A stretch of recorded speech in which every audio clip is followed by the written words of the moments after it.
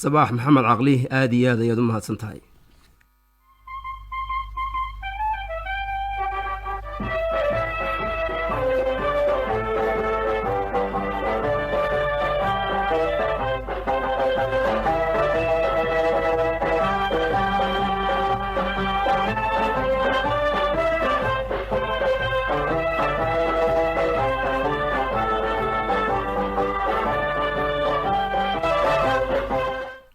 بسم الله الرحمن الرحيم. دهر wanaagsan akhyaarta qiimaha badan ee hawada naga dhageysanaysaa warkii oo kooban ku soo dhawaada. iyadoo maalinta bariya hadduu beedmo ay ku beegan tahay munaasabadda maalintii la dheelmiyey nabigeena Muhammad sallallahu alayhi wasallam ayaa hay'adda shaqaalaha dawladdu waxa ay la socotiinaysaa shaqaalaha iyo hay'adaha iyo waliba shaqaalaha wasaaradaha dawladda in ay maalintaasi fasax ka yihiin shaqada dawladda.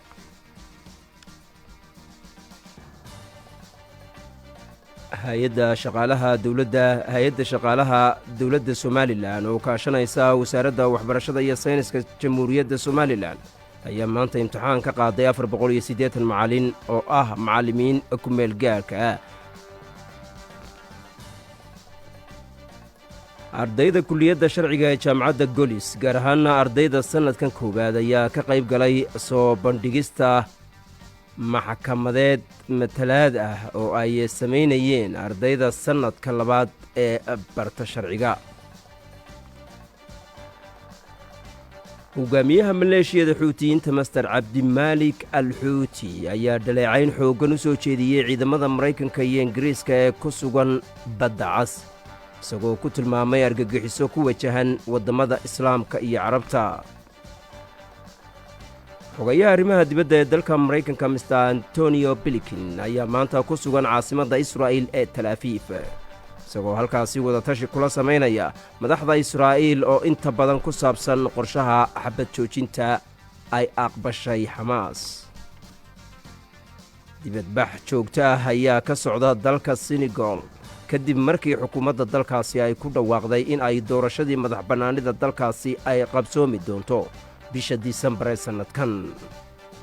intaasi waa qodobada wararkeenna ugu doorka roon markana u diyaar garooba warkan oo faahfaahsan.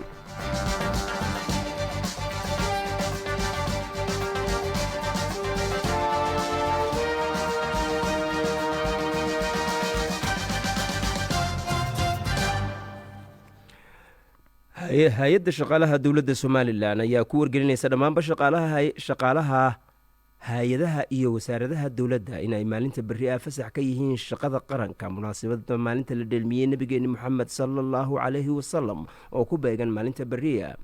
wareegtadan oo uu ku saxiixan yahay gudoomiyaha hay'adda shaqaalaha dawladda oo nuqul ka mid ah ay soo gaadhay xafiiska warqabadka wakaaladda wararka ee Solna ayaa u dhignaa sidan: munaasabadda fasaxa al-Isra wal Mi'raaj. hay-adda shaqaalaha dawladdu iyada oo ka duulaysa xeerarka shaqaalaha dawladda xeer lambar 79222 qodobkiisa 64 waxa ay ku wargelinaysaa dhammaanba mas-uuliyiinta wasaaradaha iyo hay-adaha dawladda in ay shaqaalaha dawladdu fasax ka yihiin shaqada maalinta khamiista ah ee 8 February 2024 oo ah xuska al-Isra wal Mi'raaj oo ah habeenkii la dheelmiyey nabigeena Muhammad naxariis iyo nabadgelyo korkiisa ha ahaatee kuna beegan 27 Rajab 1445. haddaba gudoomiyaha hay'adda shaqaalaha dawladdu isagoo ku hadlaya afka shaqaale weynaha qaranka jamhuuriyadda Soomaaliland waxa uu hambalyo u dirayaa dhammaanba shaqaalaha dawladda xaasaskooda iyo caruurtooda munaasabadda al-Isra wal Mi'raaj awgeed una rajeeyey in aynu ku gaadhno sanadkan sanadkiisa baraadha iyo nabadgelyo waarta insha Allah.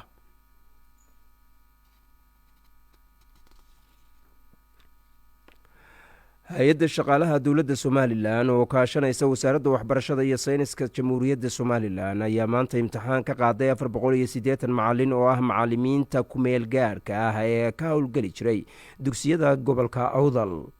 imtixaankan oo lagu daahfurayey hool ka mid ah hoolalka xarunta jaamacadda Camuud ee magaalada Boorama waxaa ugu horeyn ka hadlay gudoomiyaha hay'adda shaqaalaha dawladda Khalid Jaamac Qodax. waxa uu sheegay in imtixaankani daba socday imtixaanadii laga soo qaaday gobolada dalka kaasi oo macallimiinta ku meel gaarka ah loogu bedelayo macallimiin rasmi ah intooda ka soo gudubtay imtixaankaasi.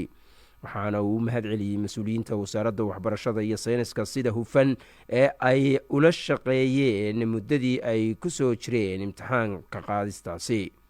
wasiirka wasaaradda waxbarashada iyo sayniska doctor axmed aadan buuxane oo dhankiisa ka hadlay halkaasi ayaa sheegay in imtixaankani yahay mid cadaalad ah oo looga gol leeyahay in macalimiinta kumeel gaadhka ah loo dallacsiiyo macalimiin rasmi ah, taasi oo kor u qaadi doonta tayada waxbarashada ee dugsiyada dowladda. gabagabadii guddoomiyaha waxbarashada gobolka awdal nuuraddiin muuse cali oo ka hadlay daahfurka imtixaankan ayaa soo dhoweeyey imtixaankan isagoo macalimiinta ka qayb qaadanaysa u rajeeyey guul iyo natiijo wanaagsan. ardayda kuliyadda sharciga ee jaamacadda golis gaar ahaana ardayda sanadkan koowaad ayaa ka qayb galay soo bandhigis maxkamadeed matalaad ah oo ay sameynayeen ardayda sanadka labaad ee barta sharciga. matalaadan maxkamadda waxaa lagu qabtay hoolka jaamacadda ah oo loo qaabeeyey sidii maxkamadda oo kale.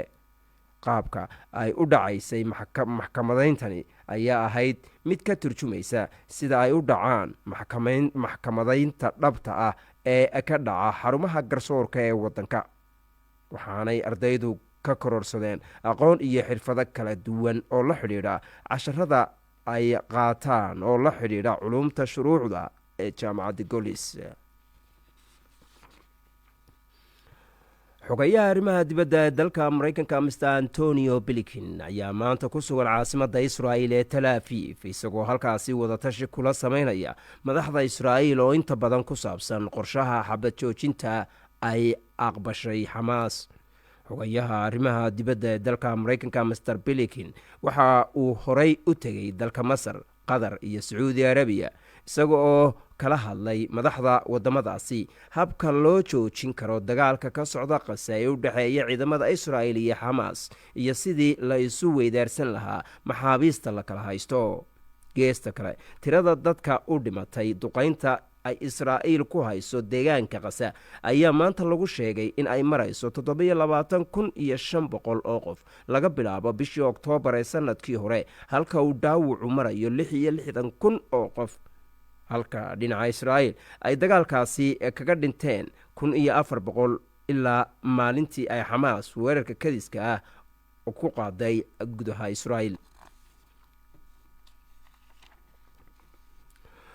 hogaamiyaha maleeshiyada xuutiyiinta master cabdilmaalik al xuuti ayaa dhaleecayn xooggan u soo jeediyey ciidamada maraykanka iyo ingiriiska ee ku sugan badda cas, isagoo ku tilmaamay argagixiso ku wajahan waddamada islaamka iyo carabta. cabdimaalik al xuuti waxa uu intaasi ku daray in maleeshiyada xuutiyiintu aanay joojin duqaynta ay ku hayaan maraakiibta ganacsi ee maraykanka iyo ingiriiska ee maraysa badda cas ee sida calaamadooda iyo kuwa ku socda israa'iil ee sita calaamado kale. ha yeeshee master maalik waxa uu si rasmi ah u sheegay in ay joojin doonaan duqaynta ay ku hayaan maraakiibta maraysa badda cas marka ay israa'iil joojiso xasuuqa ay ku hayso deegaanka qasa ee dhulka falastiin. hadalkan master maalik waxa uu ka jeediyey telefishinka dalkaasi isagoo ku ballan qaaday in maraykanka iyo ingiriisku ayna bedeli karin mowqifka ay xuutiyiintu ku taageerayaan ururka xaqudirarka ah ee xamaas, taasi oo uu caddeeyey in duqayntii ugu dambeysay ay la beegsadeen markab ganacsi oo laga leeyahay maraykanka oo sitay calan kale. geesta kalena dibadbaxyo joogto ayaa ka socda dalka senegal kadib markii xukuumadda dalkaasi ay ku dhawaaqday in doorashadii madaxtinimada dalkaasi ay qabsoomi doonto bisha disembar ee sanadkan. dib u dhaca doorashada madaxtinimada ee dalka senegal waxaa sabab u noqday muran dastuuri ah oo dhex maray madaxda sare ee dalkaasi iyo baarlamaanka iyo sidoo kale murashaxiinta ka tirsan xisbiyada mucaaridka ah oo laga hor joogsaday in ay ka qayb galaan doorashada iyaga oo lagu eedeynayo in ay galeen dembiye hore. madaxda xisbiyada mucaaridka ayaa dib u dhaca doorashada ku tilmaamay mid muddo kordhin lagu sameynayo madaxweynaha talada haya, inkasta oo uu madaxweynuhu caddeeyey in aanu murashax ahayn doorashada soo socota. wararka ka soo baxaya dalka jilina waxa ay sheegayaan maanta in 130 qof ay ku dhinteen halka ilaa 300 oo qofna la waayey kadib markii dab xoogani ka kacay kaymaha bartamaha dalkaasi toddobaadkan. kaymahaasi oo ilaa imika gubanaya ayaa kooxaha gurmadka iyo saraakiisha caafimaadku waxa ay intaasi ku dareen in ay jiraan dad aad u tiro badan oo dabkaasi ku dhaawacmay iyo kumanaan ku guryo beelay oo taageero baahan. dabkan ka kacay kaymaha ku yaala bartamaha dalka Chile ayaa noqonaya kii ugu khasaaraha badnaa ee dalkaasi ka dhaca, waxaana xukuumadda waddankaasi ay dalalka dariska iyo caalamkaba ay ka codsatay in gacan laga siiyo sidii dabkaasi loo bakhtiin lahaa. war wixii dunida iyo dalkaba naga soo gaadhay akhyaartaanu jecelnahay ee hawada naga dhagaysanaysay intaasi ayuu ku egyahay.